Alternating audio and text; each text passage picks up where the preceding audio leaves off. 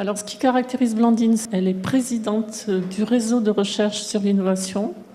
Et je pense que c'est un réseau qui peut être très intéressant pour nous, pour nos étudiants, pour nos doctorants, pour nos recherches, qui est très ouvert aux recherches interdisciplinaires, aux recherches transdisciplinaires sur l'innovation. Donc on rentre tout à fait dans ces créneaux-là. Pensez-y, allez voir le site sur le réseau, qui est très actif aussi, avec beaucoup de conférences nationales et internationales. Voilà.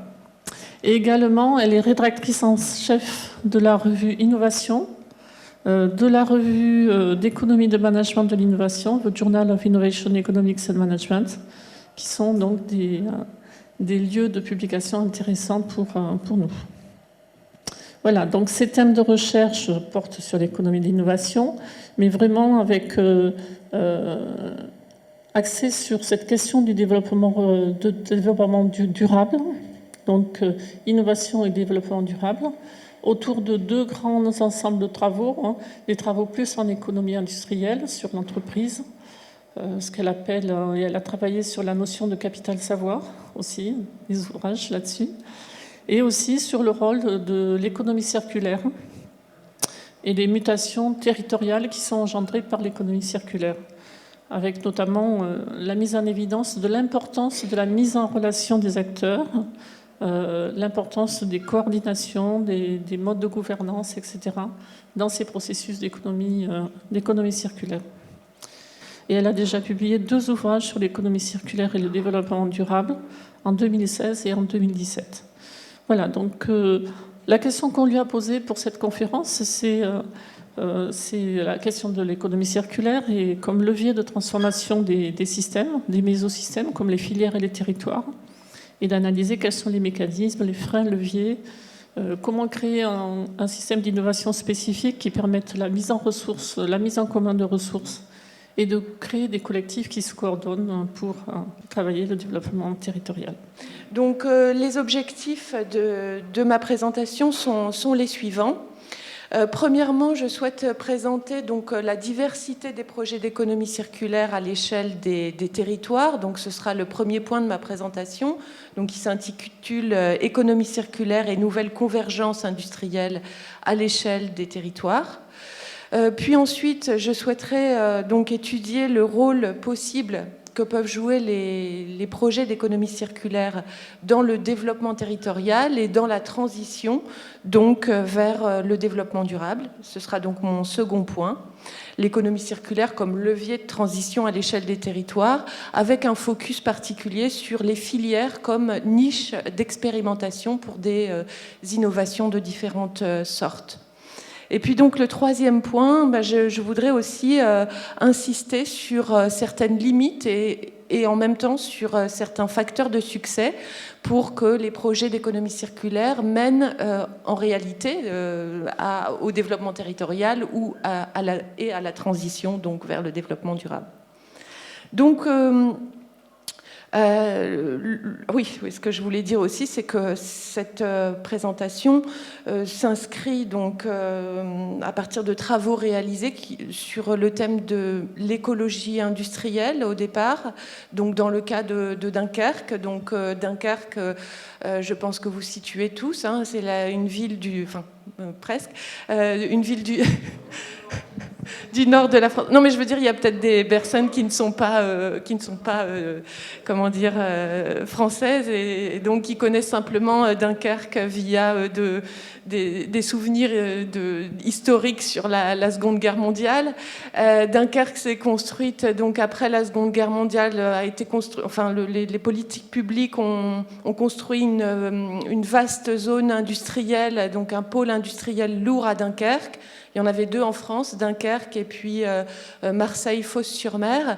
Et donc, étant donné que effectivement, je suis en poste depuis un certain nombre d'années à l'Université du Littoral et avec un groupe de chercheurs qui a beaucoup travaillé donc au sein du Labri sur donc le redéploiement industriel et l'innovation en écologie industrielle.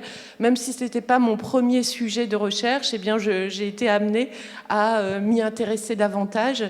Et avec beaucoup d'intérêt intérêt sur cette thématique, quand on s'intéresse forcément à l'économie industrielle, voir l'évolution d'un territoire industriel lourd où la pollution est vraiment une caractéristique phare, de voir comment on essaye de transformer un territoire comme celui-ci et de le suivre au fil des années, c'est forcément très intéressant. Et puis aussi, ça s'appuie sur un certain nombre de programmes donc plus récents, qui portent sur l'économie circulaire et avec différents types de sujets qui peuvent porter tant sur des filières de recyclage de métaux, donc c'est un peu spécifique comme sujet, ou encore plus des filières biosourcées, puisque c'est aujourd'hui un sujet phare dans, je pense, la plupart des régions françaises. Et donc, notamment, on travaille sur un sujet aujourd'hui autour du recyclage des déchets de l'endive. Donc je pourrais éventuellement en dire quelques mots à la suite de ma présentation, enfin dans le courant de ma présentation. Donc le premier point, économie circulaire, j'espère que c'est pas trop fort, voilà, ça va. Dites-moi, parce que sinon c'est désagréable, je trouve, d'écouter si la voix est trop forte. Donc économie circulaire et nouvelle convergence industrielle à l'échelle des territoires. Alors je dis que je souligne que j'emploie ici le mot industriel au sens large, hein, c'est un peu au sens de Jean-Baptiste Say au XVIIIe siècle, qui utilisait le terme industrie pour à la fois parler de la manufacture, mais aussi de l'agriculture ou encore des activités commerciales. Donc convergence industrielle, ici ça implique et intègre les trois grands domaines, secteurs d'activité. Donc nouvelle convergence à l'échelle des territoires.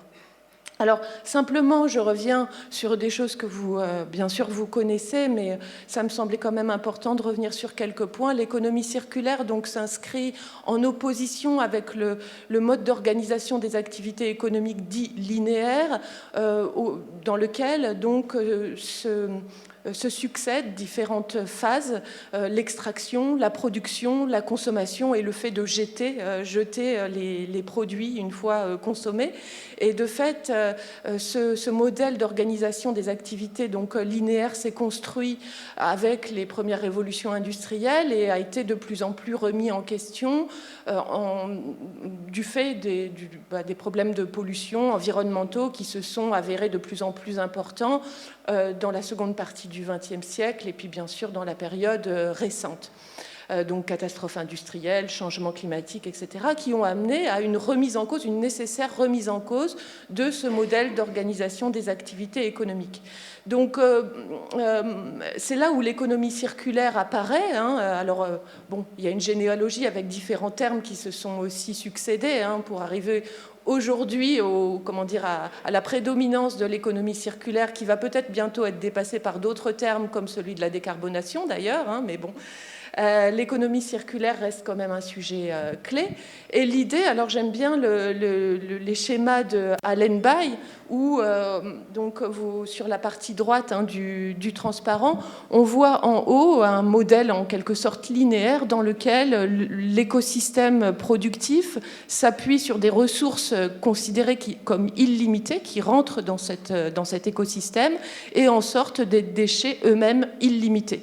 Donc ça, c'est un modèle linéaire qu'on essaye de remettre en cause en passant à un écosystème de type 2 dans lequel les ressources que l'on intègre dans le processus productif sont plus limitées et où on essaye aussi d'avoir des déchets en fin de course qui soient aussi eux-mêmes limités. La vision idéale, ce serait d'aboutir à un système qui fonctionne par boucle, qui s'auto-alimente et où il n'y a plus de déchets. Où à la fois, on essaye d'intégrer des ressources limitées et puis où on a complètement supprimé les déchets, ce qui est une vision utopique. Là, à l'heure actuelle, on est plutôt on essaye d'atteindre un écosystème de type 2 qui correspond en quelque sorte à la vision de l'économie circulaire où donc dans les différentes définitions qui existent dans la littérature, donc il y a eu pas mal de revues de littérature pour lister toutes les définitions de l'économie circulaire. J'ai mis ici quelques références. En ressortent quelques éléments phares. Alors j'ai mis NR parce qu'on va passer des 3 ou des 4 R, où on peut encore en ajouter d'autres, où on a réparer, recycler, réutiliser, réduire la consommation de ressources, qui sont des éléments clés donc, de l'économie circulaire. On a une dimension systémique dans l'économie circulaire avec l'idée qu'on va intégrer justement un certain nombre d'acteurs, que non seulement le producteur mais aussi le consommateur dans ces nouveaux modèles d'organisation des activités économiques, voire paradigmatiques, puisqu'on parle de paradigme aussi d'économie circulaire, donc dans lequel s'intègrent à la fois des pratiques, des technologies et puis des connaissances également scientifiques. Donc on peut l'étudier aussi à différentes dimensions, la dimension micro, c'est-à-dire à l'échelle des entreprises, la dimension macro à l'échelle des économies, donc des politiques publiques nationales ou internationales, et puis la dimension méso qui, elle, est la dimension donc, du territoire. Les définitions intègrent aussi la vision de nouveaux modèles économiques qui sont donc mis en œuvre par les entreprises. Donc on parle de business model en management pour parler des nouveaux modèles économiques qui sont impliqués par l'économie circulaire. Alors, ce qui semble aussi intéressant, c'est de voir que l'économie circulaire, on a parlé de concept parapluie, dans la mesure où elle regroupe un certain nombre de pratiques variées. Donc, le modèle de l'ADEME, la définition de l'ADEME, montre bien cette idée de concept parapluie qui regroupe un grand nombre de pratiques, puisqu'on a 3 grands domaines, l'offre des acteurs, la demande des consommateurs et puis la question de la gestion des déchets.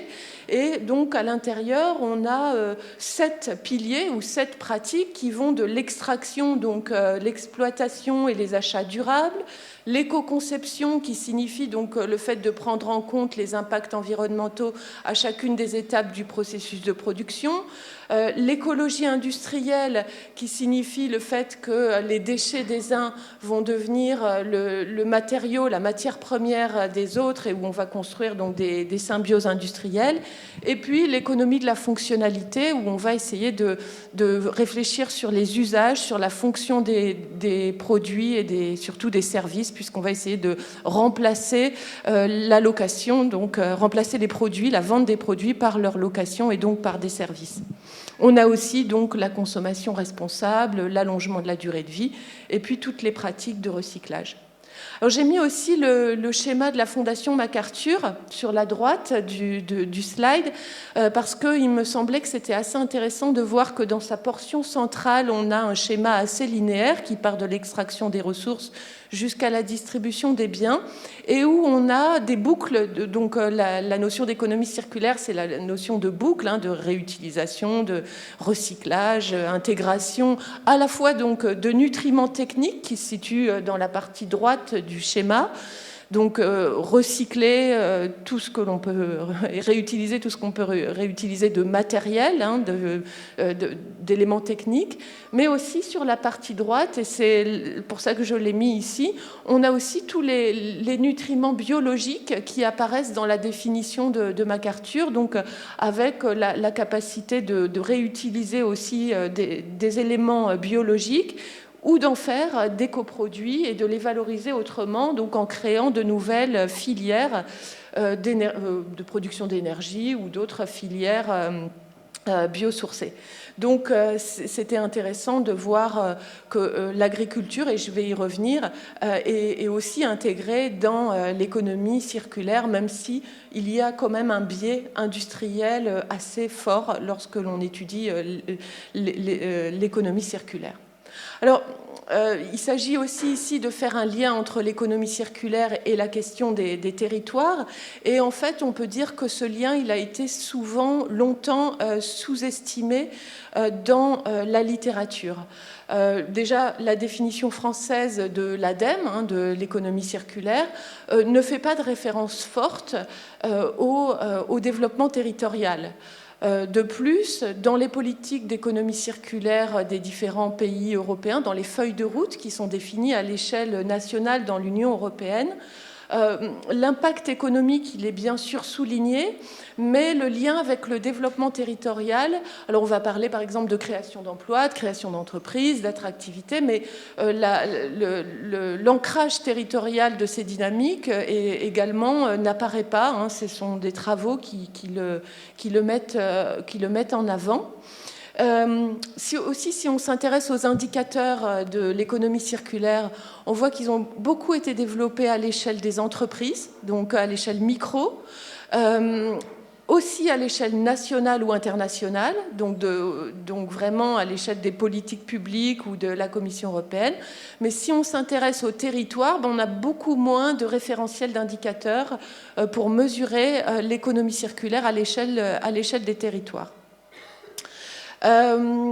Les travaux sur l'écologie industrielle qui précèdent ceux de l'économie circulaire, en revanche, ont mis pas mal en avant les impacts régionaux, hein, là aussi en termes de création d'emplois, de diversification des bases industrielles et productives, d'attractivité, mais souvent sans expliquer les mécanismes par lesquels l'économie circulaire peut aboutir à ces résultats. Donc on a comme une hypothèse qu'on ne vérifie pas. Hein, voilà, on considère que s'il y a économie circulaire, il y aura création d'emplois ou il y aura création d'entreprises, mais le mécanisme par lequel tout cela passe, il a été souvent sous-estimé dans la littérature. Nous semble-t-il, enfin ça ressort des travaux que nous avons réalisés, mais aussi d'autres travaux, parce qu'en revanche, en France, il y a eu pas mal de travaux aussi qui ont été réalisés. Alors, je n'ai pas tout cité ici. Je sais aussi que dans la salle, ici, par exemple, Franck Dominique ou encore Sabrina ont aussi travaillé sur ces dimensions-là, sur la dimension territoriale de l'écologie industrielle, en insistant sur la gouvernance. Et il y a eu quand même des travaux, il y en a d'autres qui sont cités ici, intéressants sur ce sujet, mais ce n'est pas la norme, si vous voulez, à l'échelle internationale. Et d'ailleurs, donc, nous avons voulu faire essayer d'aller un peu plus loin que cette hypothèse et essayer de le vérifier dans la littérature. Avec Sonia Veissière et Corinne Blancard, on a fait une revue de littérature donc ça était dans le contexte de la thèse de Sonia Veissière, d'essayer de vérifier dans quelle mesure le processus de développement territorial était pris en compte dans la littérature sur l'économie circulaire. Donc on a identifié 3 éléments fondamentaux du développement territorial qui ont été pas mal discutés dans les différents travaux ici: la coordination, la gouvernance et les ressources. Et on a essayé de voir comment ces 3 éléments étaient pris en compte dans la littérature sur l'économie circulaire. Alors je vous passe un peu les détails de la méthodologie, mais on a fait une revue de littérature systémique. 265 articles ont été recensés. Et il en résulte qu'on a vu qu'il y avait une présence de ces 3 dimensions du développement durable, mais de manière le plus souvent séparée. La coordination, elle apparaît dans pas mal de travaux, mais elle est mentionnée sans être expliquée, c'est-à-dire sans vraiment entrer dans le détail des processus de coordination. De la même manière, les facteurs institutionnels sont aussi présentés. On parle beaucoup du soutien des autorités locales dans les projets d'économie circulaire, mais la gouvernance, par exemple, à plusieurs niveaux, la gouvernance en réseau, pareil, est moins étudiée. En ce qui concerne les ressources, l'accent est souvent mis sur les ressources qui sont intégrées dans les processus de production, mais pas sur les ressources qui sont créées par le processus, par les démarches d'économie circulaire. Donc finalement, dans les résultats, on voit que les dimensions sont présentes, mais pas dans leur complexité, en quelque sorte, et pas en interaction les uns avec les autres. Et donc, il y a encore du travail, il nous semble, à faire pour aboutir à une véritable analyse de par quel processus, de quelle manière l'économie circulaire peut donc donner lieu à un développement territorial ou à une transition vers le développement durable. Alors, Quand on parle d'économie circulaire et de territoire, comme je l'ai déjà souligné, on a d'abord beaucoup parlé d'écologie industrielle. L'écologie industrielle, c'est donc la construction à l'échelle territorialisée. D'ailleurs, en France, on parle souvent d'écologie industrielle et territoriale pour... Alors, bon, ça se discute, mais parce que dans tous les cas, lorsqu'il y a écologie industrielle, c'est-à-dire comment les déchets des uns vont être réutilisés par d'autres comme matière première, eh bien, ça va aboutir à la création de symbiose, ce qu'on appelle symbiose industrielle ou d'écosystèmes industriels. Alors, j'ai entendu des discussions ce matin avec certaines personnes qui disaient non, attention, l'écosystème, c'est en biologie, mais justement, l'écosystème, beaucoup se le sont appropriés. Voilà. Les économistes industriels ou les ingénieurs se sont passionnés pour le fonctionnement de la nature et se sont dit comment est-ce qu'on peut approprier ce concept pour mieux comprendre comment, justement, est-ce qu'on pourrait recréer à l'échelle industrielle un écosystème et alors de fait un écosystème d'acteurs. Et là, ça donne lieu à encore plein d'autres concepts, l'écosystème d'innovation, qui est aussi un élément aujourd'hui très utilisé dans la littérature et sur lequel aussi je reviendrai. Donc, économie circulaire et territoire, il y a un biais industriel, il y a une analyse assez poussée des projets d'écologie industrielle. Donc là, j'ai cité la symbiose industrielle de Kalundborg au Danemark, petite ville portuaire du Danemark, où une symbiose s'est construite autour d'une centrale électrique avec des flux d'eau, d'énergie, etc. Et où les avantages, les impacts positifs ont été soulignés à la fois tant sur le plan économique, environnemental et social. Enfin, voilà, il y a eu des études qui ont montré, même si ça reste encore à prouver véritablement que les impacts sont bien là, la symbiose existe. Et c'est un peu le même cas à Dunkerque. Il y a toute une symbiose industrielle qui s'est construite autour d'ArcelorMittal. Donc, je vous ai parlé de Dunkerque, grand pôle industriel en Europe, avec ArcelorMittal comme vraiment cœur de l'écosystème, et où autour de cette entreprise se sont créées des dynamiques, de flux de matière, d'énergie.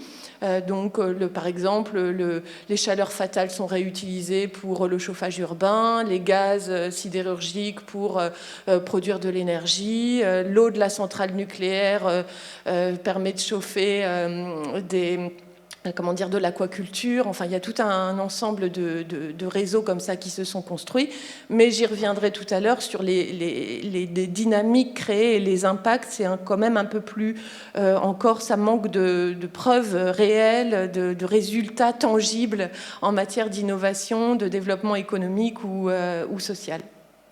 Alors, je le dis, biais industriel, mais alors on peut se poser la question, est-ce que ça veut dire que l'économie circulaire s'appliquerait moins à l'agriculture? Alors c'est moins traité, mais vous le montrez tous que effectivement l'économie circulaire s'applique également au domaine de l'agriculture.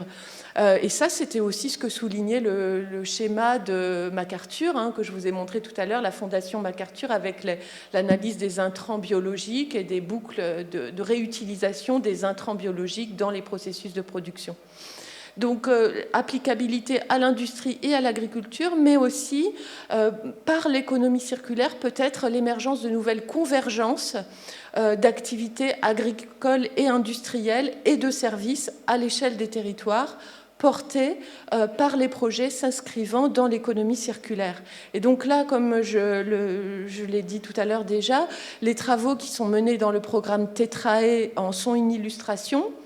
Ils s'inscrivent dans les grands domaines de l'économie circulaire, et je vais vous montrer un petit schéma que j'ai essayé de réaliser à partir des projets TETRAE. Ils s'inscrivent aussi à l'échelle des territoires en soulignant donc l'importance des filières territorialisées. Et il souligne pour un certain nombre les décloisonnements sectoriels entre agriculture et industrie, avec les bioraffineries, les bioclusters, la méthanisation, et entre agriculture et services via les bouquets de services ou les services écosystémiques.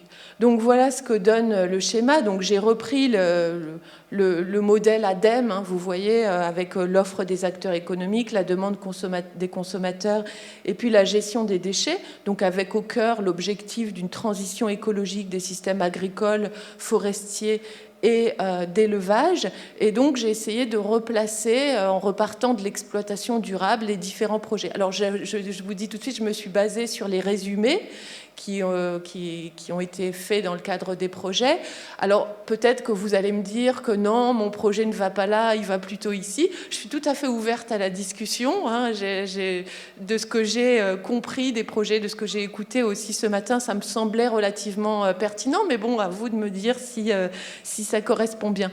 Donc, exploitation durable des ressources, j'ai classé Action et Perceval. Alors, il faut aussi dire qu'un projet peut se retrouver dans différentes dimensions. Hein, voilà, hein, c'est pas juste une seule.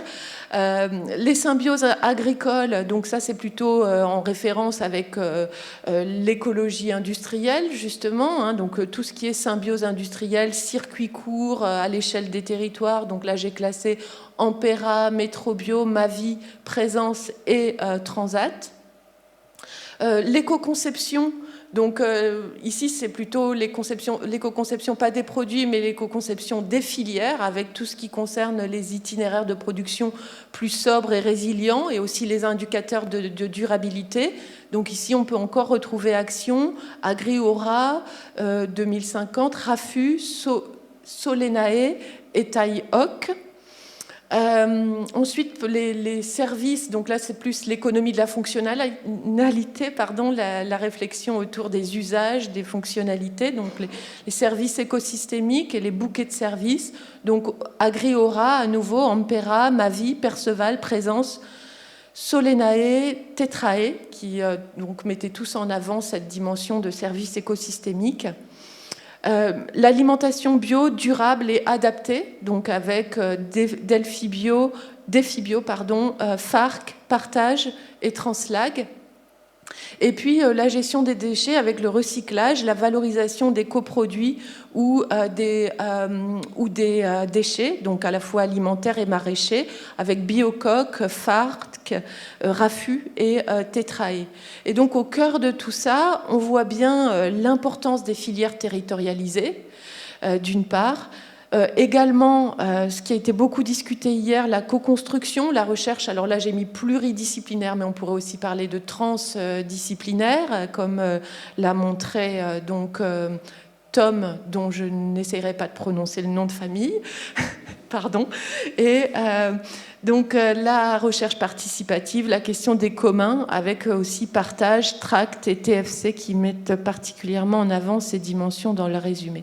Tout ça avec donc la dimension d'innovation qui vont être à la fois des outils mais aussi des résultats. Donc innovation technologique, organisationnelle, commerciale et sociale. Donc voilà.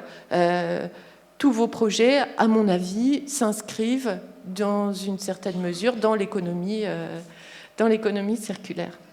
Alors une fois ce constat fait, l'idée c'est de réfléchir à comment l'économie circulaire peut justement donner lieu à un développement territorial, à des transitions à l'échelle des territoires.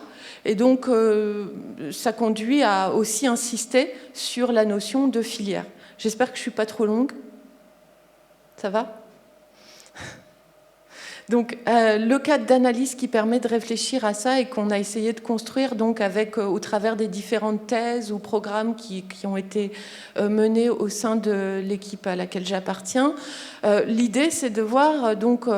je vous ai dit tout à l'heure, on stipule un peu souvent le fait que l'économie circulaire va aboutir à des impacts économiques, environnementaux, sociaux, et on voulait réfléchir sur comment, par quel processus, etc. Là, ça va aussi faire écho à des discussions qui ont eu lieu ce matin, puisque l'idée, c'est que les projets d'économie circulaire impulsent des processus, des dynamiques de proximité, qu'elles soient géographiques, institutionnelles, cognitives, organisationnelles, sociales. Déjà, pour monter un projet, il faut se mettre en commun, il faut avoir développé des formes de proximité. Et puis, il y a petit à petit une gouvernance sous différentes formes qui va émerger, se transformer aussi au fil du temps.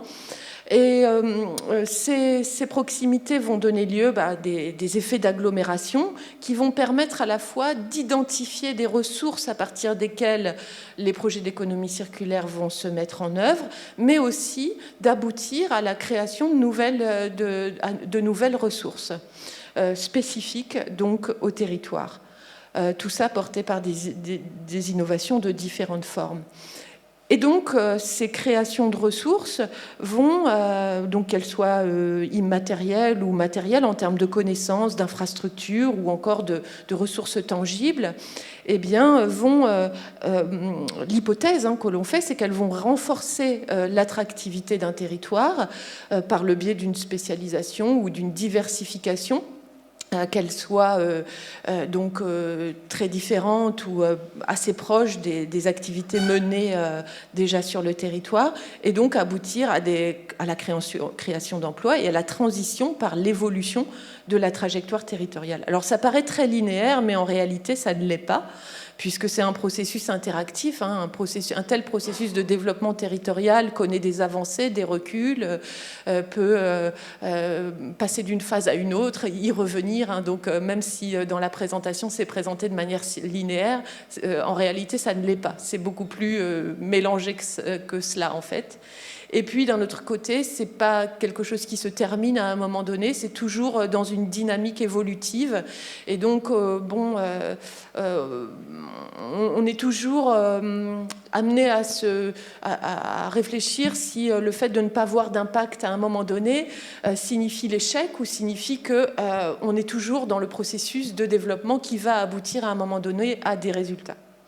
Alors ce cadre d'analyse, il a été construit en associant différentes contributions, à la fois en sciences régionales, l'école de la proximité, le GREMI, en économie industrielle et d'innovation. Alors les systèmes d'innovation qui sont devenus aujourd'hui des écosystèmes d'innovation, et aussi l'économie géographique évolutionniste. C'est une approche donc systémique du territoire qui met en avant, du développement territorial, qui met en avant les interactions entre parties prenantes qui sont reliées entre elles par un objectif commun, et sans sous-estimer la question des conflits, des tensions qui peuvent exister entre acteurs.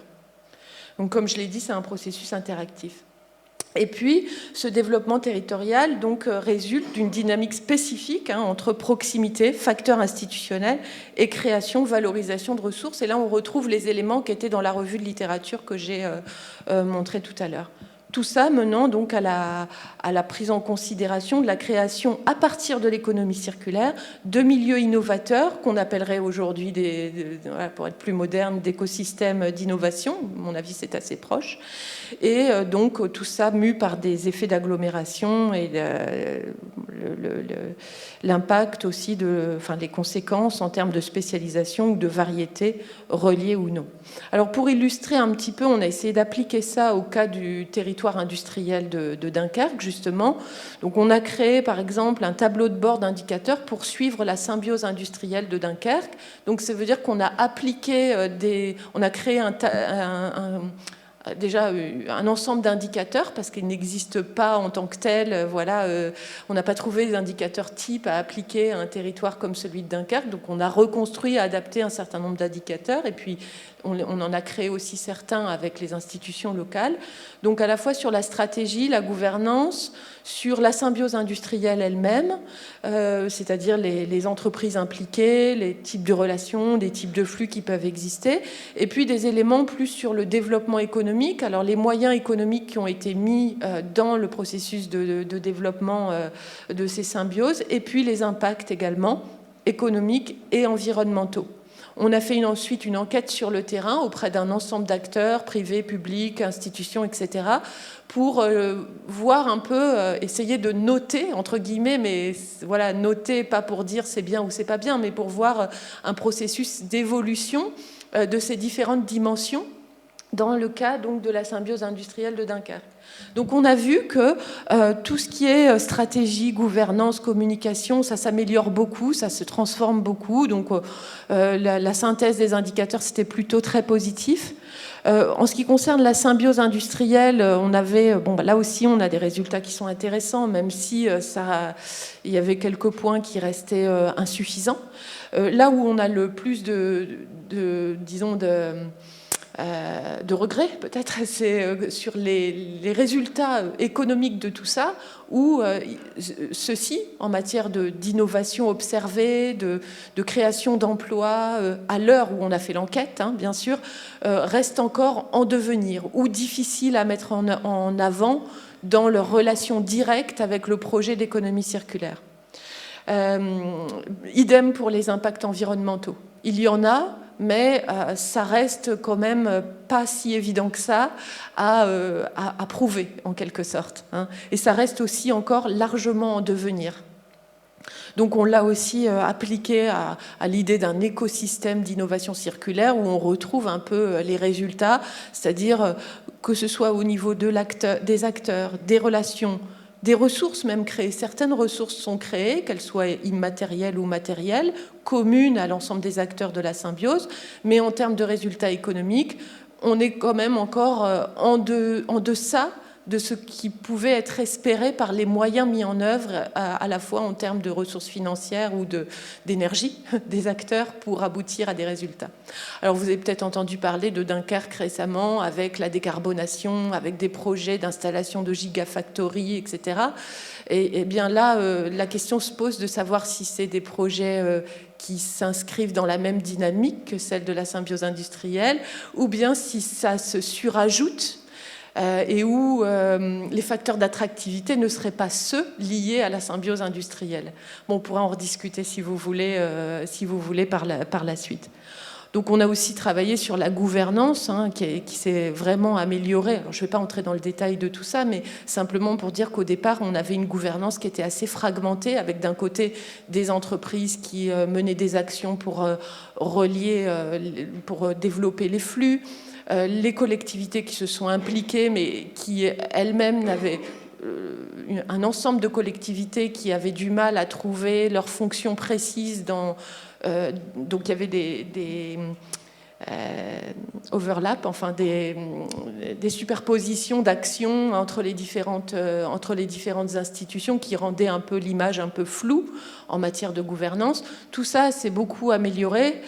C'est ça que l'écosystème d'acteurs, c'est très important, mais c'est pas simple du tout à monter, hein, y compris sur un petit territoire, sur une petite filière ou sur un plus grand territoire où un nombre d'acteurs qui ont chacun des objectifs spécifiques ont du mal toujours, c'est pas naturel de réussir à avoir une vision commune. Et pourtant, c'est un élément clé pour que les projets aboutissent à des succès.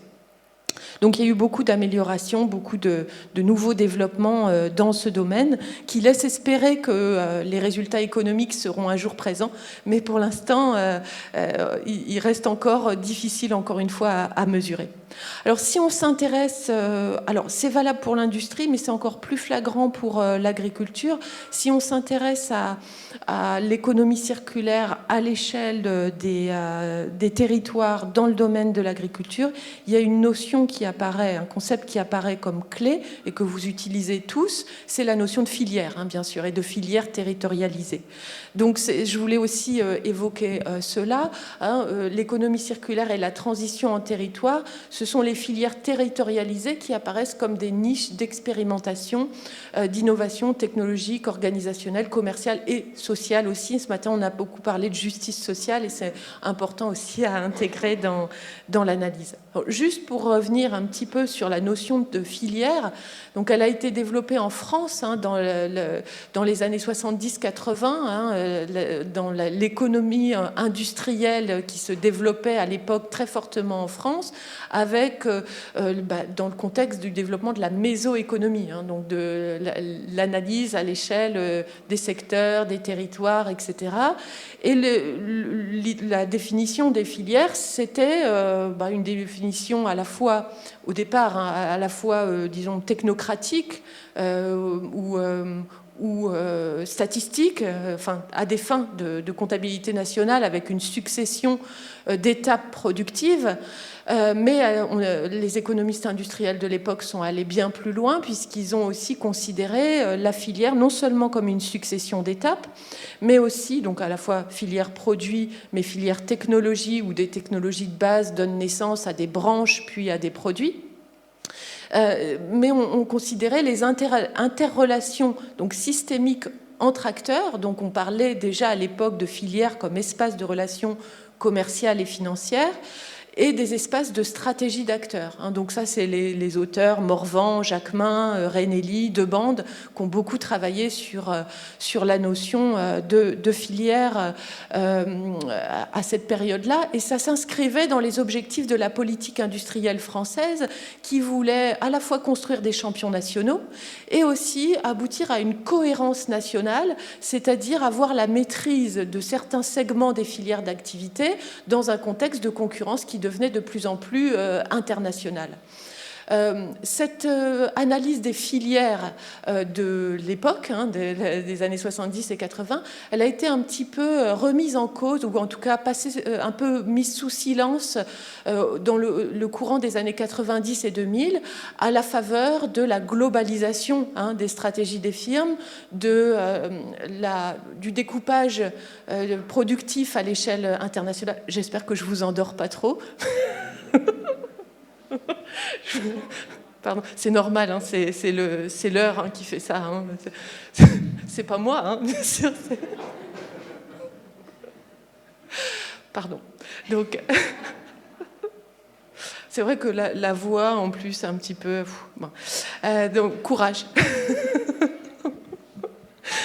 Donc, je disais que la notion de filière a un peu été passée sous silence avec la mondialisation, la globalisation.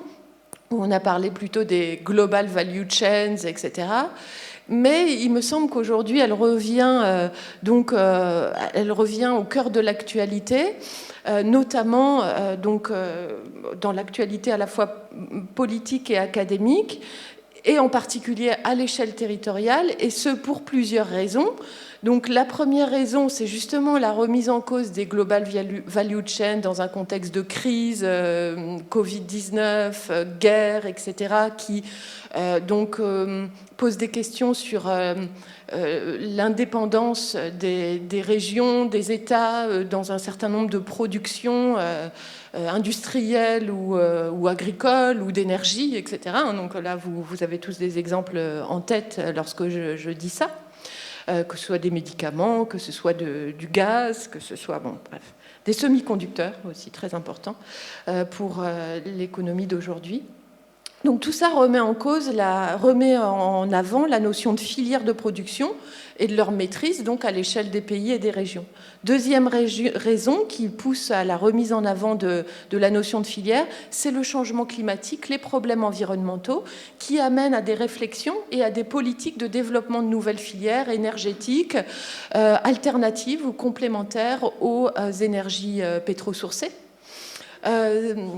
Les nouveaux développements technologiques comme la chimie ou la biotechnologie remettent en avant aussi, appuient le développement de filières biosourcées. On retrouve des plantes anciennes qui avaient plein de vertus qu'on a abandonnées parce que la synthèse chimique a permis de s'en passer.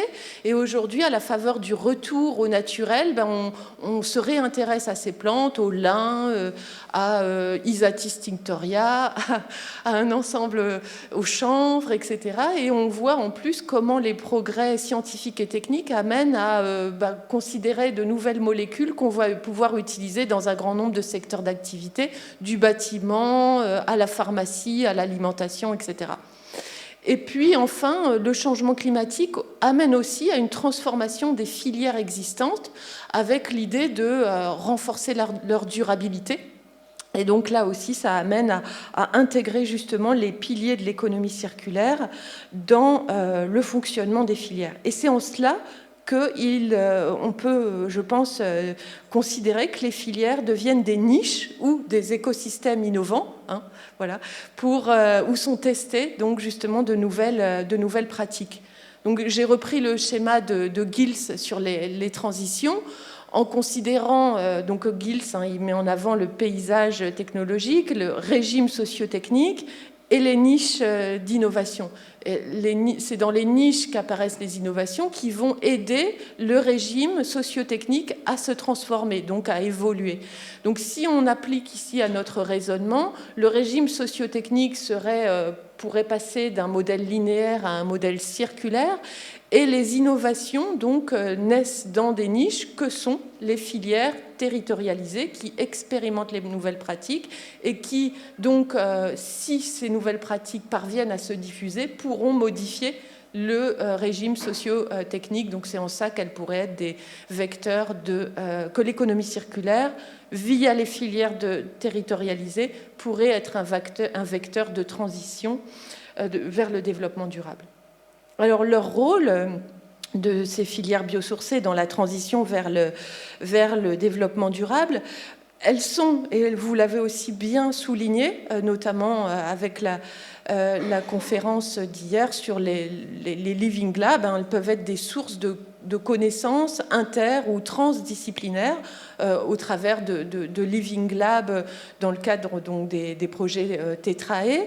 Elles sont aussi des sources d'innovation donc technologique, organisationnelle, commerciale, sociale, avec l'exploitation et la transformation de la biomasse dans différents secteurs d'activité et aussi la genèse de nouvelles convergences sectorielles. Donc on peut citer, je l'ai un petit peu évoqué, le lin, la bourrache, les endives, l'ortie, la oued, la guêde, etc.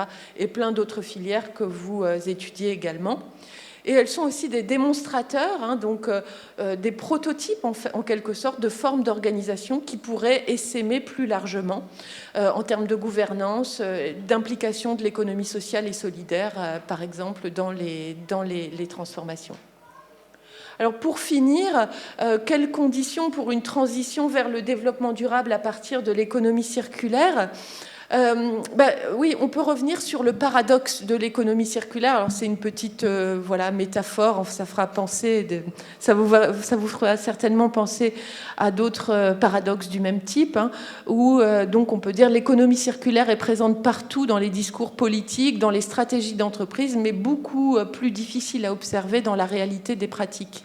Effectivement, tout le monde parle d'économie circulaire, mais pour la voir, et en particulier voir les impacts positifs de cela, ça reste encore beaucoup plus compliqué, comme il a été aussi dit hier, parce qu'il y a beaucoup de difficultés. Il y a beaucoup de difficultés de coordination d'acteurs, mais il y a aussi des difficultés techniques, il y a des difficultés économiques, il y a des difficultés organisationnelles qui freinent les dynamiques pourtant si jolies qu'on peut voir, que l'on peut mettre sur un papier.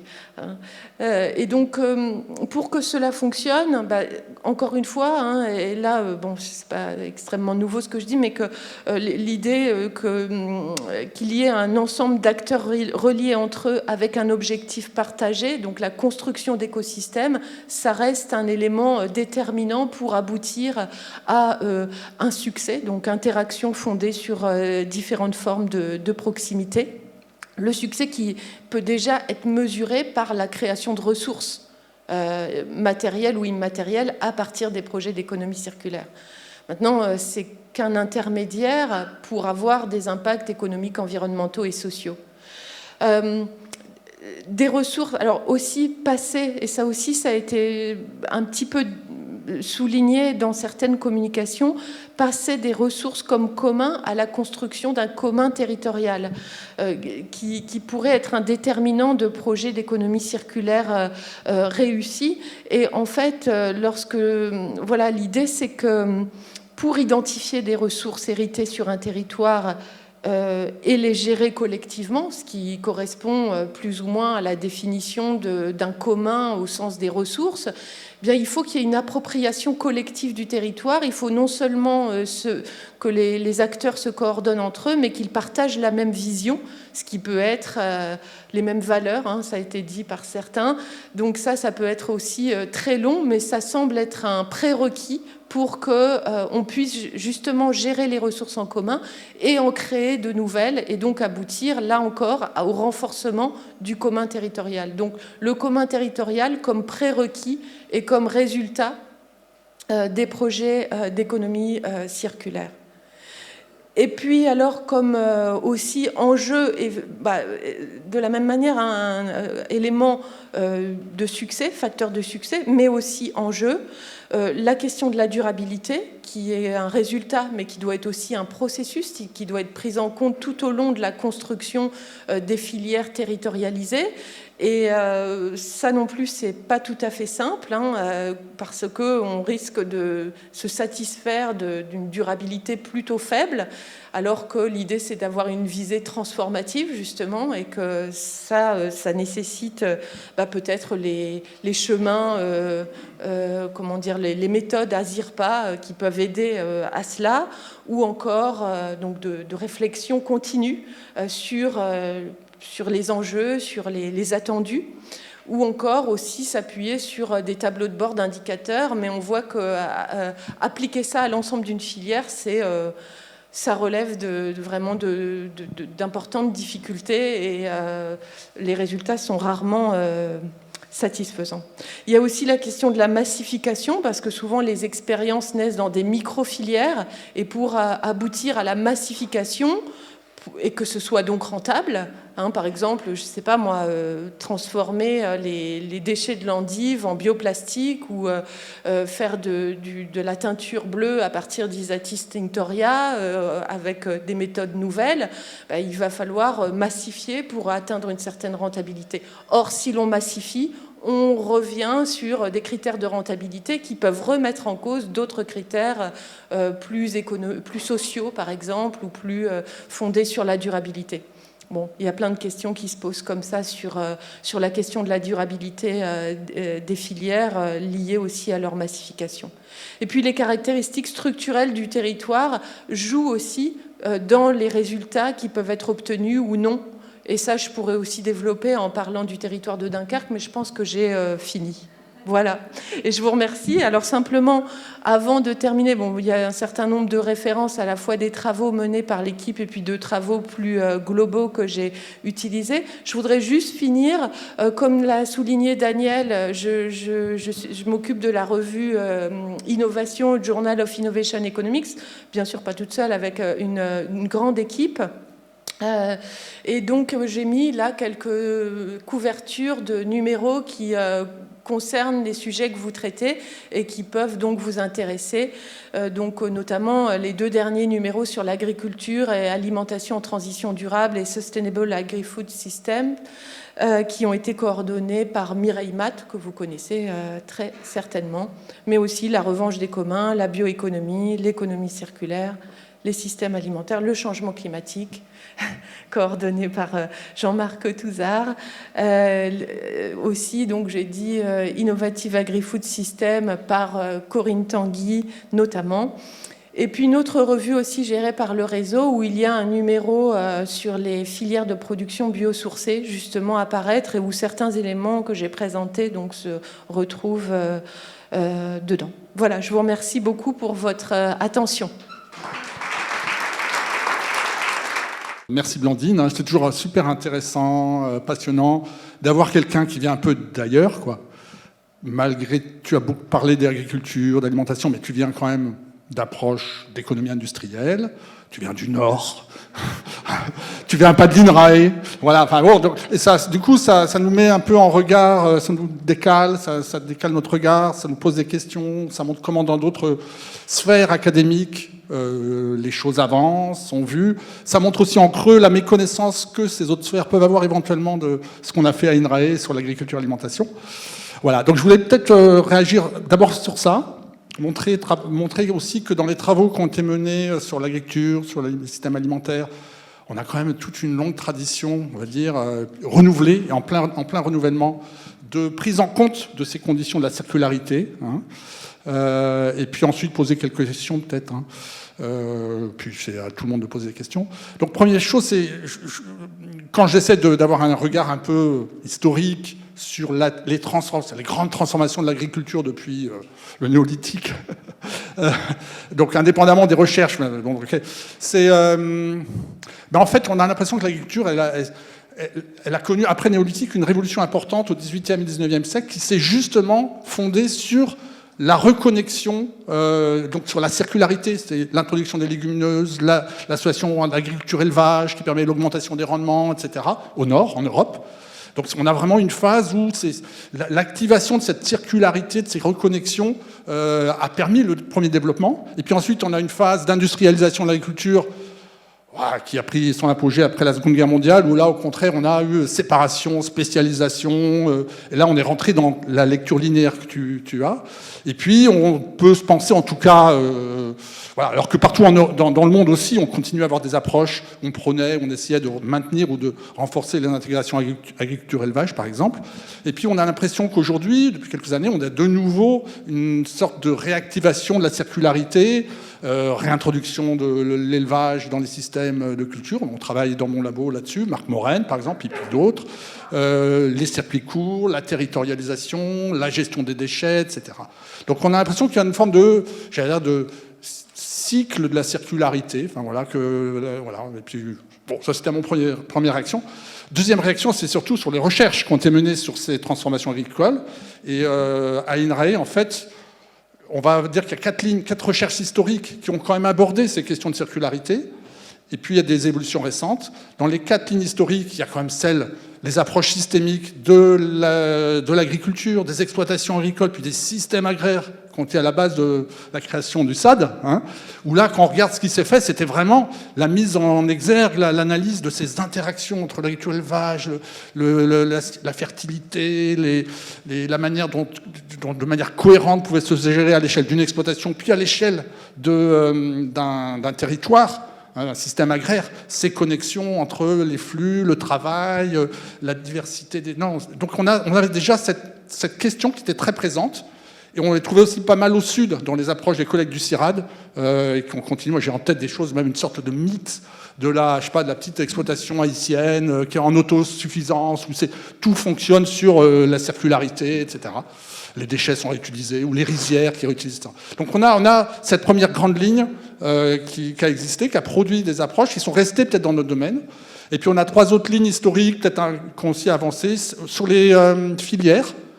Tu as évoqué les filières de banc, Morvan, etc. Mais en parallèle, il y a eu quand même beaucoup des travaux, Loret, etc., sur les filières agricoles, où d'emblée, la question des sous-produits était posée, ou alors on n'allait pas jusqu'à l'approche de la circularité, mais on commençait à se poser ces questions. Et puis après, ça s'est prolongé dans les systèmes agroalimentaires localisés, les circuits courts. Voilà, il y a toute une tradition venant sur la filière produit, où déjà ces questions ont été prises en compte. Il y a une 3e évolution, c'est des approches technologues maintenant du département Transform. Moi, j'ai en tête des échanges que j'avais eus avec Paul Colonna au début, il y a 10-15 ans peut-être, dans le cas de Dualine, où vraiment avec apportant des représentations hyper sophistiquées de flux de matière, des différents processus industriels ou agro-industriels, où il y avait vraiment la circularité au cœur, et ça nous avait amené, nous, travaillant sur les systèmes alimentaires, à revoir un peu, à réintégrer la question de la circularité dans nos approches des systèmes alimentaires. Donc il y a aussi une tradition plus technologique qu'on retrouve aujourd'hui, y compris dans les projets Tetrae. Et puis la 4e filière, c'est peut-être des gens qui s'intéressent à l'écologie quand même, aux systèmes socio-écologiques, aux multifonctions de l'agriculture, voilà, en montrant que les connexions, la circularité, ça doit aussi s'analyser au regard des services écosystémiques, au regard des différentes interactions avec le milieu. Je vois 4 filières comme ça. Je peux reprendre, filière historique de travaux au sein d'INRAE, puis ça s'est renouvelé, au moins dans 4 directions depuis quelques années, et aussi grâce à l'intégration des collègues d'IRSTEA qui ont amené du nouveau, je pense, en tout cas des choses. Je vois des choses sur l'eau, des travaux sur l'eau qui intègrent. À ce sujet, d'ailleurs, nous organisons ensemble, je fais notre pub, le Forum Innovation 2023 à Montpellier autour des questions. C'est innover pour une gestion concertée et durable de l'eau. Donc vous pouvez encore vous inscrire, voilà, c'est sur le site du RRI. Donc les gens travaillant sur l'eau ont intégré ça. Ils ont développé les approches autour de la reuse, etc. Donc c'était ça. Il y a une évolution évidemment avec les questions de territoire en ouvrant, et ça des collègues d'IRSTEA, ou de Clermont, c'est déjà présent, mais en ouvrant complètement hors agriculture, hors système alimentaire, les choses. Il y a des gens qui travaillent sur les technologies, sur les outils d'évaluation, les ACV, etc., qui ont été amenés à s'interroger sur ces questions de circularité.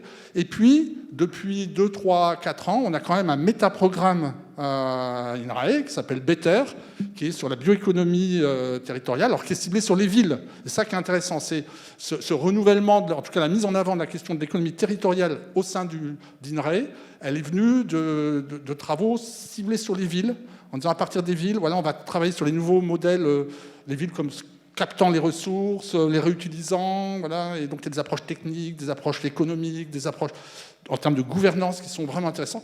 Les travaux sont en train de sortir des résultats depuis 2-3 ans, mais on trouve des choses très globales, des choses sur les insectes qui utilisent les déchets pour faire, enfin, etc., sur les raffineries biosourcées, tout ça.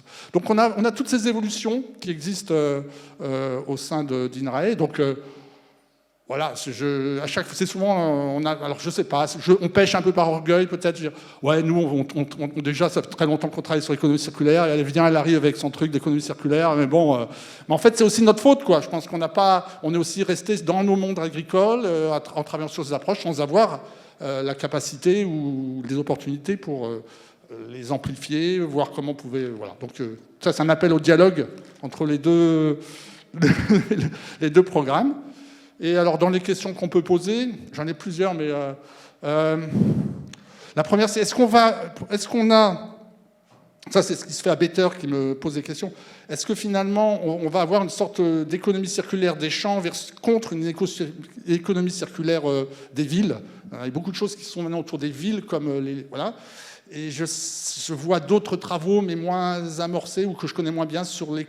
Si, autour de réintroduction de l'élevage, par exemple, sur l'économie circulaire des champs. Mais j'ai l'impression que voilà, il y a quelque chose à voir. Est-ce que c'est l'économie circulaire des villes qui va dominer tout, ou est-ce qu'il y a la place pour plusieurs modèles, y compris des choses entre les deux, comme on raconte sur les systèmes alimentaires? Je ne sais pas. Une deuxième question sur un peu l'économie politique de ce que qui est-ce qui porte ça? C'est tous ces travaux, c'est les politiques publiques, c'est des chercheurs éclairés comme vous, voilà, quels sont les mouvements, voilà, ça semble assez cantonné quand même à un milieu un peu ingénierie, un peu technocratique, je sais pas. Du coup, la question, c'est quid de la participation des citoyens, du grand public, les gens y adhèrent comme ça sur certains points, le compostage, des choses comme ça, mais je ne suis pas sûr qu'il y ait une vision globale, en tout cas présente, autour de ces notions. Je ne sais pas, mais je me trompe peut-être. Voilà, et puis, non, ça suffit. Peut-être beaucoup d'autres questions, sans doute. Donc, c'est vrai que même dans le domaine industriel, on peut aussi refaire l'histoire. Il y a eu des travaux assez intéressants j'ai oublié le nom de la collègue qui travaillait sur les chiffonniers, etc. Donc, Sabine Barle, voilà, qui a beaucoup travaillé sur l'historique de l'économie circulaire, on peut dire, même si peut-être elle n'employait pas ce terme-là au moment où elle a publié ses travaux. Donc là aussi, même l'écologie industrielle, il y a des associations qui ont été créées de manière pratique au début du XXe siècle aux États-Unis pour justement essayer de recycler, réutiliser les déchets des uns et des autres. Donc si on refait la généalogie des pratiques, on va retrouver tant dans la réflexion que dans les pratiques des formes d'économie circulaire qui pouvaient exister. C'est quand même intéressant, c'est de voir qu'en économie en particulier, on a longtemps considéré dans l'histoire de la pensée économique que justement les ressources étaient illimitées. Et qu'on a attendu le XXe siècle, en gros, pour commencer à réfléchir à ces questions de ressources limitées et des impacts sur l'environnement. Alors il y a tout le courant d'économie écologique qui s'est développé autour de Georgescu, Rogan, etc., et d'autres par la suite, qui ont beaucoup porté ça. Mais si on regarde l'économie classique, par exemple, les économistes classiques, ou même précédemment, mais bon, c'est assez intéressant de voir les économistes classiques avec des économistes comme Malthus, quand même, qui avaient une réflexion sur les ressources, mais où c'était pas tellement la disparition des ressources, hein, leur raréfaction, mais plutôt leur insuffisance face à la croissance de la population qui posait problème. Donc il a vraiment fallu attendre le XXe siècle pour qu'on ait des réflexions beaucoup plus poussées sur la question des ressources et de leur usage. Après, sur les travaux plus contemporains, il y a tout ce courant d'économie écologiste qui s'est développé. En économie industrielle, il y a aussi, on peut aussi reparler des tableaux entrées-sorties qui sont aujourd'hui réactualisés. On parle... Pardon, faut aller plus vite, d'accord. Donc enfin, il y a quand même... alors, à la fois historiquement, on peut refaire une histoire de la pensée autour de ces questions-là. Et actuellement, donc, on a différents types de courants, mais c'est vrai qu'il y a quand même types de courants économiques qui s'emparent de la question. Plus récemment, notamment l'économie industrielle, l'économie de l'innovation en particulier. Mais c'est quand même largement aussi un domaine d'ingénieurs et aussi porté par les collectivités. Ce qui brouille un peu parfois les discours entre le sens qui est donné et les impacts attendus. Bon, sur l'autre question, champs et villes, moi j'ai pas tellement de réponse là-dessus, mais ce qui me semble intéressant, c'est de voir justement les nouvelles convergences qui peuvent peut-être émerger à partir de l'économie circulaire entre secteurs. Ça me semble pertinent. Je n'ai pas les réponses, hein, mais c'est ce que j'ai voulu essayer de montrer ici. Par exemple, comment les ressources agricoles vont être réutilisées pour produire de l'énergie et donc donner lieu à des processus de méthanisation, etc., qui créent de nouvelles filières qui sont convergentes, enfin qui font se rassembler différents secteurs, y compris dans les filières biosourcées, avec les nouvelles technologies autour des biotechnologies en particulier, avec les bioraffineries, etc.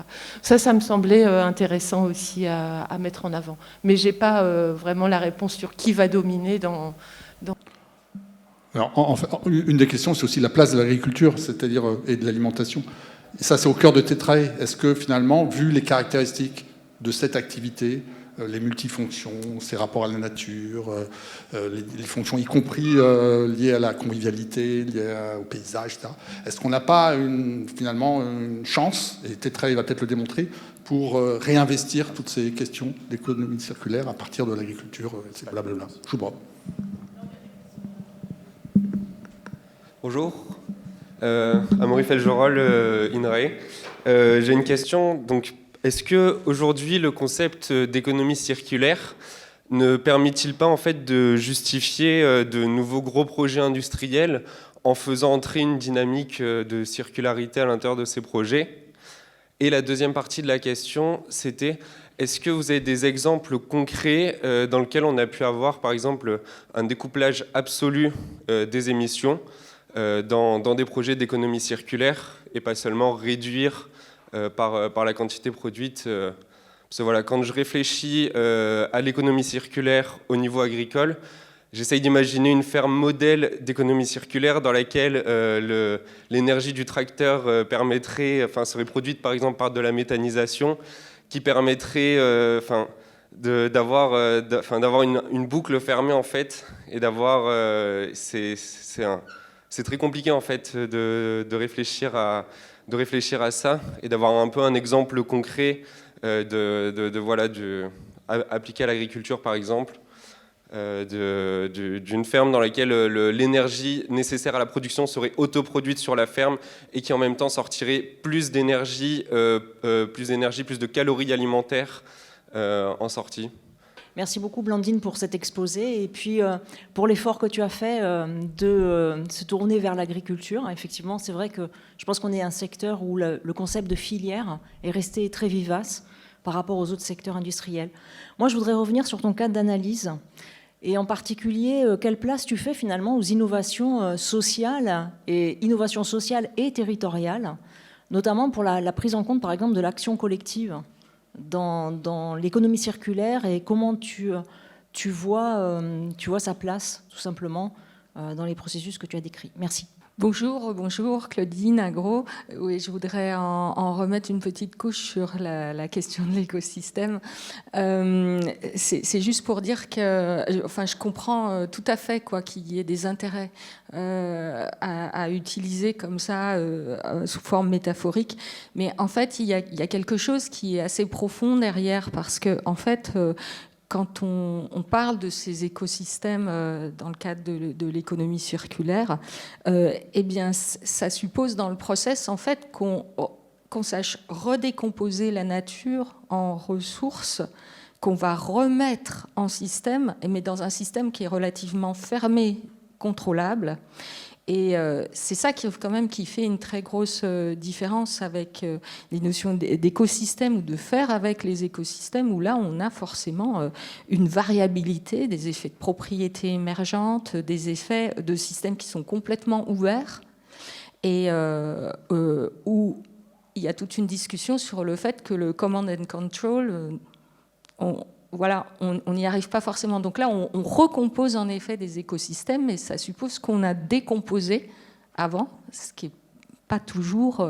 et ce qui fait qu'on peut avoir des effets éventuellement adverses sur méthanisation. Est-ce que ça veut toujours dire qu'on stocke du carbone, qu'on permet la biodiversité ailleurs, et au final qu'on permet de la régulation biologique et qu'on baisse les phytos? Enfin voilà, c'est dans ce sens-là où je me dis que c'est pas seulement de la sémantique, en fait. C'est une vraie question de fond, mais je sais bien que tu l'as compris.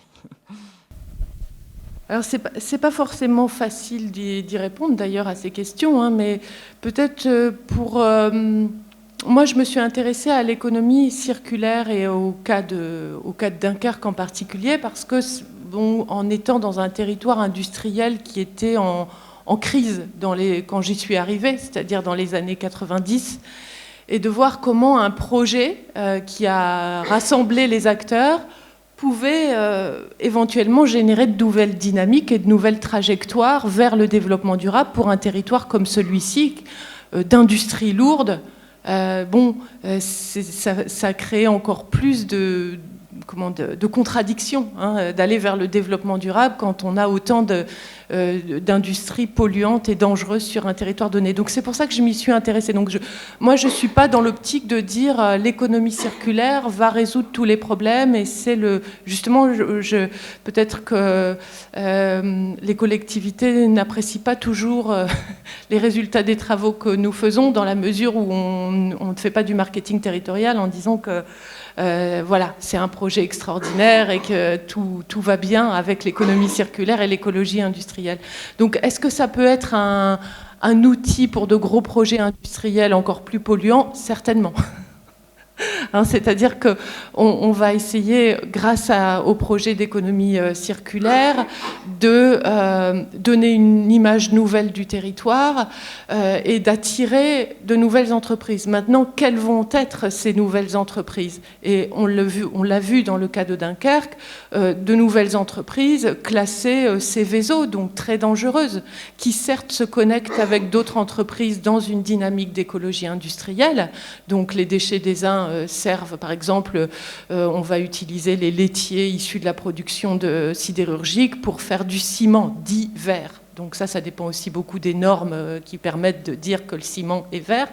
Mais si c'est simplement parce qu'il y a une connexion de ce type que le ciment est vert, vous comprendrez bien que c'est très limité. Et donc ça va bien dans votre logique de dire si on intègre sur un territoire des entreprises encore plus polluantes, encore plus dangereuses, certes ça s'inscrit dans un projet d'économie circulaire, mais est-ce que ça aura un impact environnemental positif? Donc voilà une des questions.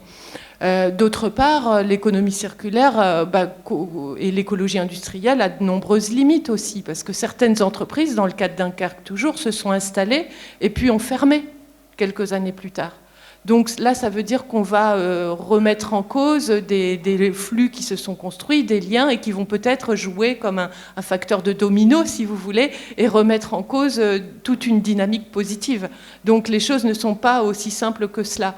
En revanche, ça peut être un outil quand même de cohésion d'acteurs, hein, de cohésion d'acteurs et de réflexion sur quelle nouvelle dimension on peut donner à un territoire.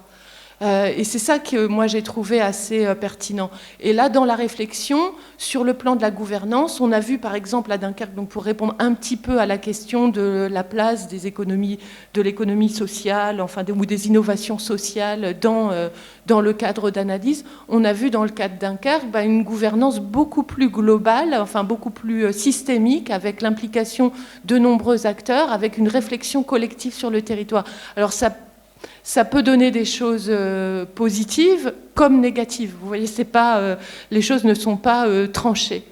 Et alors, en plus de ça, aujourd'hui, on va parler de décarbonation, par exemple. Donc aujourd'hui, on a, excusez-moi, mais on a quasiment oublié l'économie circulaire. Hein. C'est presque has-been, peut-être. Hein. Donc voilà, moi je suis pas là, je suis pas venue avec mon truc d'économie circulaire, comme dirait Jean-Marc, tout ça. Enfin, si, d'une certaine mesure, mais je suis aussi très critique par rapport à ces dynamiques-là, et en particulier, par exemple, la décarbonation. Aujourd'hui, donc on va essayer de produire de l'acier avec de l'électricité plutôt qu'avec les hauts fourneaux. Hein.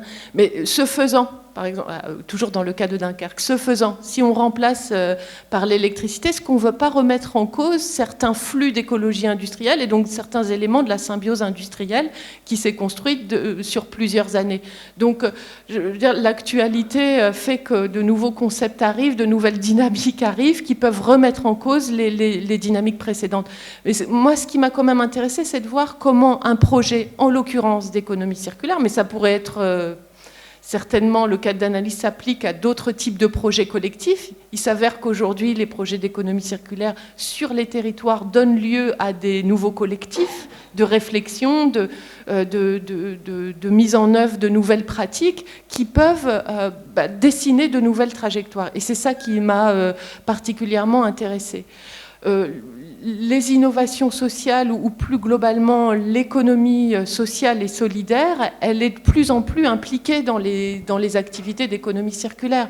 Tout ce qui est recyclage, tout ce qui est tri va impliquer les acteurs de l'économie sociale et solidaire. Donc ça, c'est aussi assez nouveau, il me semble, dans la mesure où l'économie sociale et solidaire, on avait tendance à la reléguer dans les marges justement du système économique traditionnel. Avec les projets d'économie circulaire, on voit comment l'économie sociale et solidaire, et donc de fait les idées qu'elle véhicule, notamment en termes d'emploi, de bien-être, pas toujours, mais en tout cas... Là aussi, on peut aussi remettre en cause parfois cela dans les formes associatives, mais comment sont réintégrés en tout cas comme des éléments dominants et plus seulement marginaux de l'activité économique. Je réponds très imparfaitement aux questions, j'en suis consciente.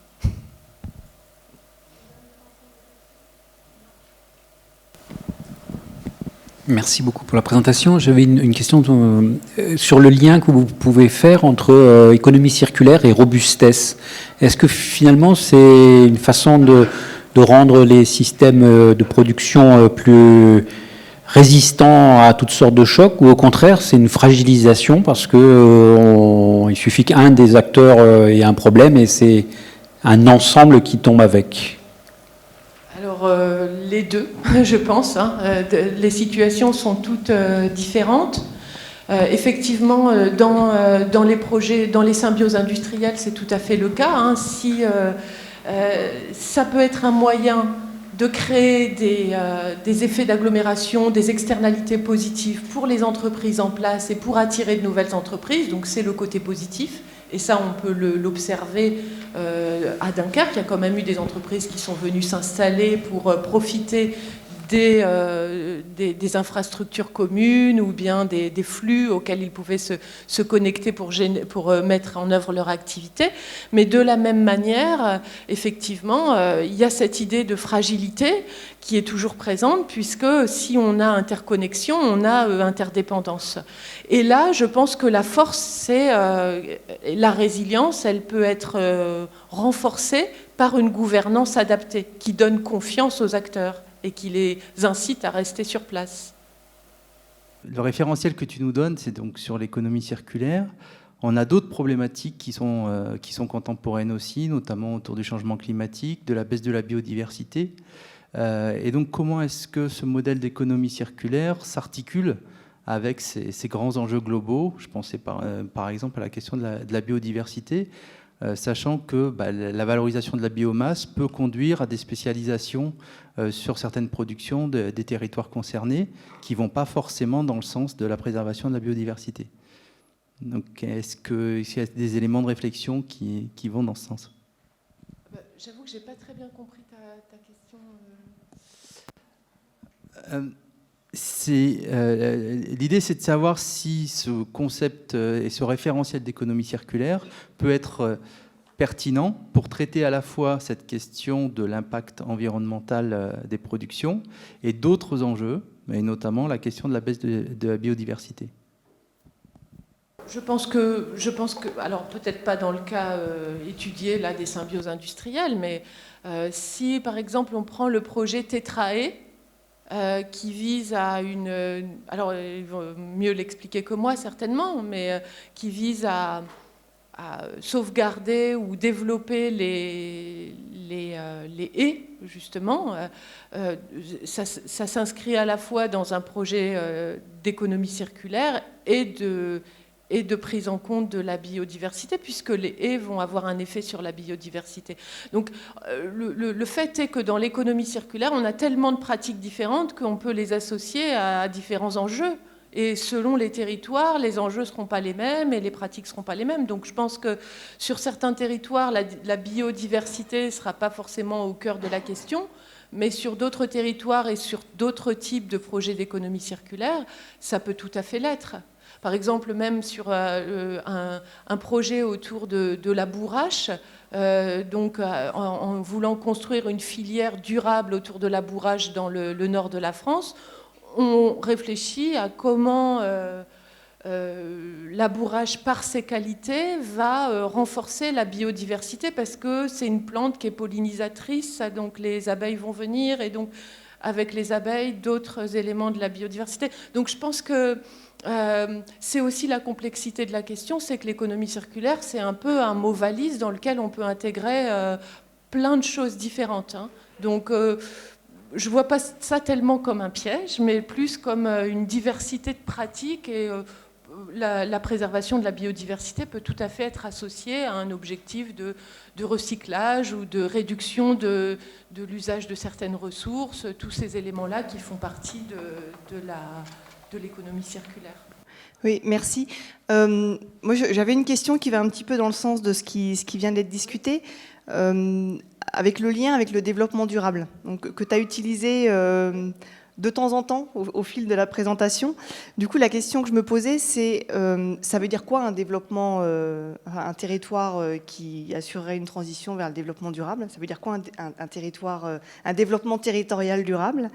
Et comment est-ce qu'on évalue ça? Parce que de la même manière que tu disais, le bénéfice économique, il est souvent sous-entendu, ou le bénéfice social, on crée des emplois, etc. Et il me semble que l'impact en termes de développement durable, il est aussi souvent sous-entendu. C'est-à-dire que parce qu'on fait de l'économie circulaire, il y a un impact positif sur le plan de la soutenabilité. Donc ma question, elle est, ça veut dire quoi, un développement territorial soutenable? Comment on l'évalue? Et comment est-ce que finalement, on a un changement d'échelle entre les impacts très locaux, qui sont souvent de la réduction d'impact environnemental. On détourne des déchets de décharge à qui on va donner une seconde vie, donc on a un impact très local. Comment on relie ces éléments-là avec les enjeux beaucoup plus macro en termes de soutenabilité, qui sont d'ailleurs liés à l'objectif de l'économie circulaire, où l'objectif c'est de se dire finalement un système linéaire basé sur une croissance infinie dans un système qui lui est physiquement très fini, c'est incompatible. Donc, comment est-ce qu'on évalue cette contribution au développement durable, et ça veut dire quoi concrètement? Alors là, oui, pour y répondre, je dirais que oui, les questions sont, il est vrai, avec une vision assez large. Pour y répondre, moi, je dirais, sur le territoire de Dunkerque, on a essayé justement de mesurer ça par le tableau de bord d'indicateurs qu'on a fait. Donc on a créé nos propres indicateurs en prenant en compte des indicateurs économiques, sociaux et environnementaux. Donc ça, c'est possible a priori, c'est possible de le mesurer en définissant les indicateurs ad hoc que l'on souhaite mettre en avant. Et si on intègre, par exemple, l'implication de l'économie sociale et solidaire, si on intègre des impacts environnementaux, plus des indicateurs économiques traditionnels, on peut très bien arriver à une certaine mesure du développement durable à l'échelle des territoires, de ce qui est possible de faire. Hein. Moi, je ne sais pas, il n'y a pas de recette toute faite. Après, on essaye en fonction des ressources dont on dispose et des données que l'on peut après générer, parce que ce n'est pas le tout de créer des indicateurs, il faut ensuite réussir à trouver les informations pertinentes pour arriver à une certaine vision des choses. Donc je reconnais que c'est compliqué, mais on peut quand même essayer d'avoir une certaine approche du phénomène.